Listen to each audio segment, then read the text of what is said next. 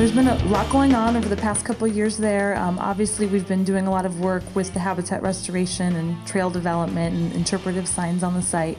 And some of the most notable activity, I think, is within the site itself. There's a historic building that's been repurposed to come online in a couple weeks, and it's going to be a nature education center. And so that's been a lot of activity over the past 2 years with regard to that as well.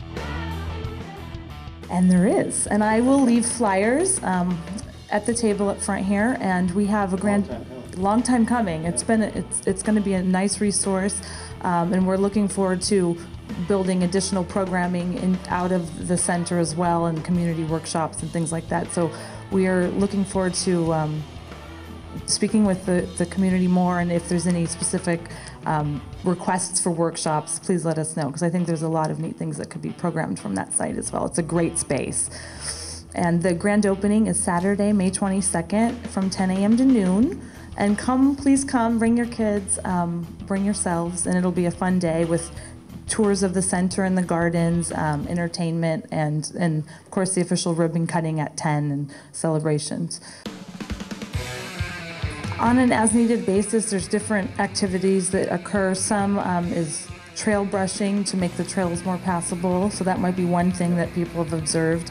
Another activity that's conducted by the Department of Recreation and Parks, who own the property, is brush clearance for fuel modification, weed abatement closest to structures, which is primarily on the northern end, and also along some of the roadside. So that's something that's done on an annual basis, typically about this time of the year. It depends on when the department gets the contractor on board to do that. And then in terms of the habitat maintenance, the site was, when in about the year 2000, when we started, or in 2002, when we first started planting on the site, it was pretty much 99% non-native weed cover, and we've been methodically working to bring back the native habitat for our wild animals here. And so there's maintenance that goes along with that as well. And so that is dependent on rainfall and seasonality of different plant species.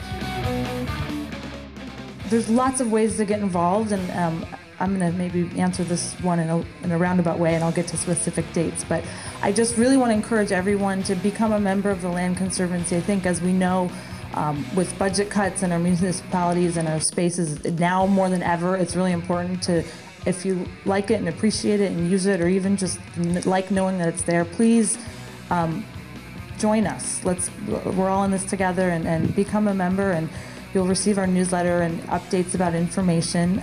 Our website is www.pvplc.org. And we have volunteer days roaming around the peninsula most Saturdays of the year. And our next opportunity at White Point is from 9 to noon, and it is July 10th is the next scheduled day there. But one of our great opportunities coming up is the Spring for White Point home tour and reception, and that is Sunday, June 13th. It's going to be a fantastic event, and it's community organized and sponsored, and it's a way to generate funds to keep what we are doing on the site going, and it's going to be a terrific home tour. I will leave postcards here, and they're already on the table there.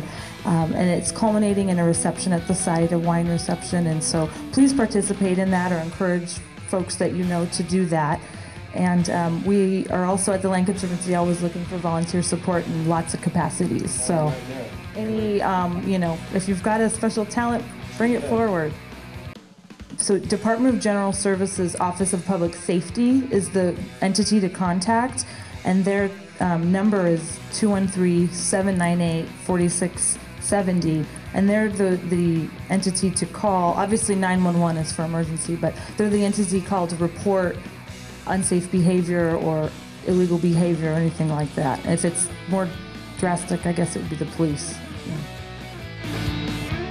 If you feel confident in your plant ID skills, we welcome, casual assistance in that.